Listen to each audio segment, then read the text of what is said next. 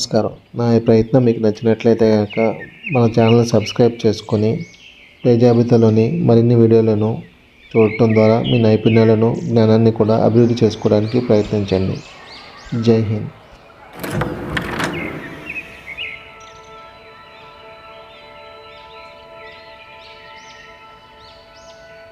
Please like, share and subscribe for more videos. Thank you. As your chess game improves, so does the strength of your competition. When your opponent is no longer dropping material or falling for easy traps, it's not so easy to win. In order to break down your opponent's defenses, you need your pieces to work together to rip open lines, create weaknesses, and break through together as a team. One of the best attacking strategies is the battery. A battery is when two or more pieces work together on the same diagonal, file, or rank to rip open lines of defense. In this position, notice White's bishop on c2 is pointing at the vulnerable h7 square. If we can add another piece to the b1 to h7 diagonal, we will have set up a battery against Black's kingside. White's queen can join the attack on d3 or b1. Where should the queen move? Let's try setting up a battery behind the bishop first with queen to b1. The queen-bishop battery is now threatening to open up lines around Black's king and gain a pawn with bishop takes h7 check. After knight to f6, Black defends against the battery and improves the position of the knight. White can attack the defender with bishop to g5, but Black calmly plays h6, attacking the bishop and removing the pawn from the vulnerable h7 square. White can remove the guard with bishop takes f6 and bishop takes f6, and even though White can play bishop h7 check, Black can simply play king to h8. White has gained nothing from having the queen behind the bishop in the queen-bishop battery, and notice White's rook on a1 is now stuck in the corner because the queen is in its way. Let's take a look at this position again. Let's try putting the queen in front of the bishop, a far more effective battery. After queen to d3, White develops the queen, connects the rooks on the back rank, and most importantly, threatens checkmate on h7. If Black defends in the same way with knight f6, White can play bishop to g5. Black's kingside is under serious pressure. Black's best move is to play the weakening g6, preventing checkmate but creating weak squares around the Black king that can be targets for attack. If Black tries to defend in the same way when the queen was behind the bishop with h6, Black's position collapses after bishop takes f6, removing the defender.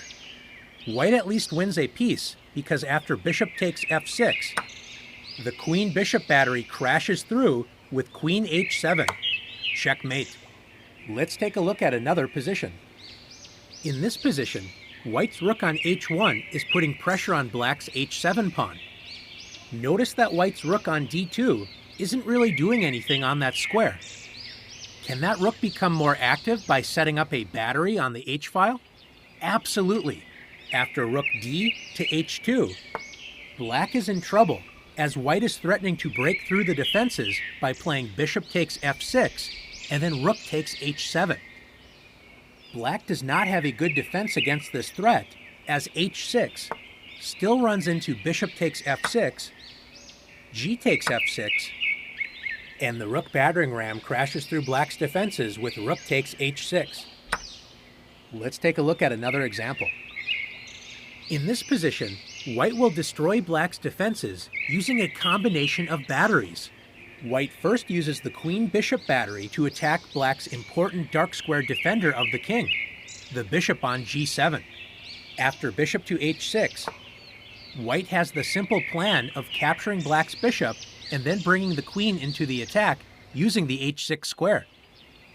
If Black plays knight takes d4, hoping to distract White's queen from the attack, White simply ignores Black's knight and plays the powerful bishop takes g7. If Black recaptures the bishop with king takes g7, White's queen leads the attack with queen h6 check, and after king g8, White attacks the guard of the h7 square, the knight, with g5.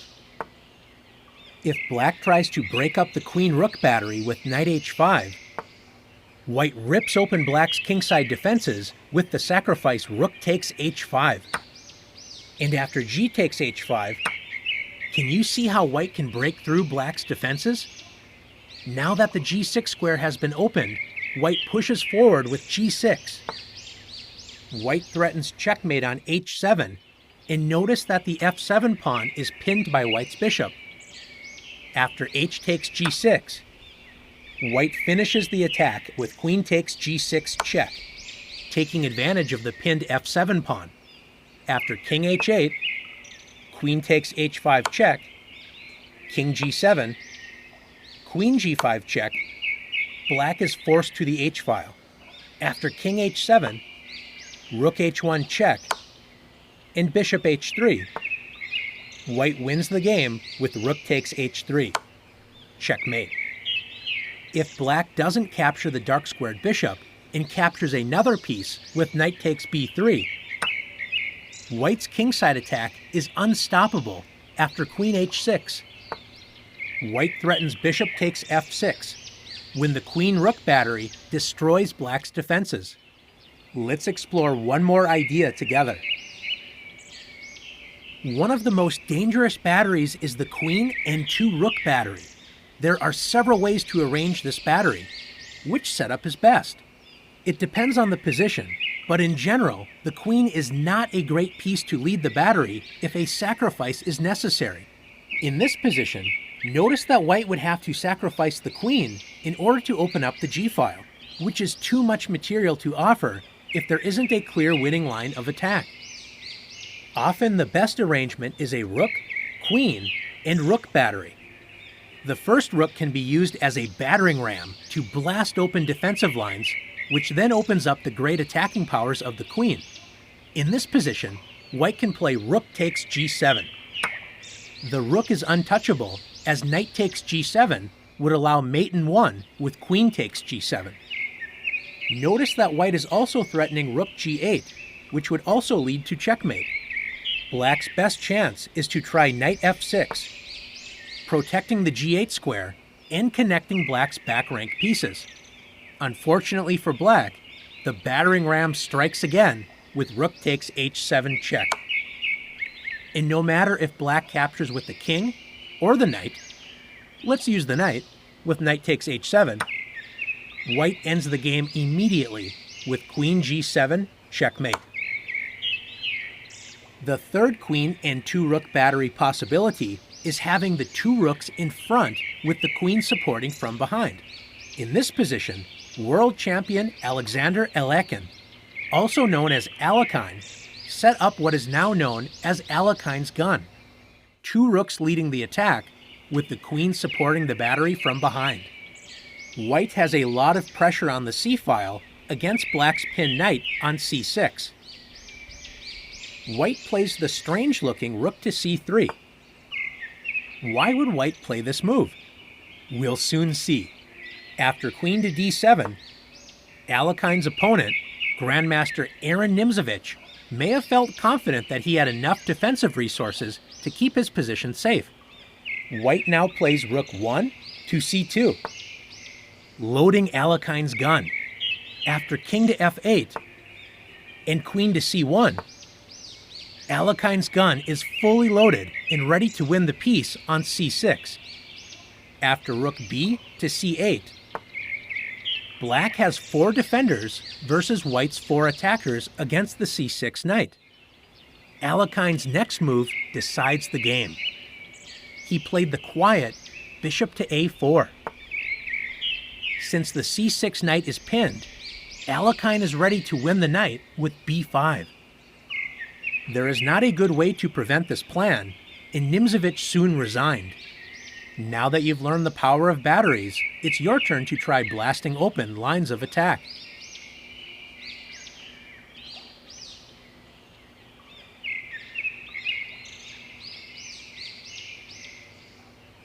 As your chess game improves, So does the strength of your competition.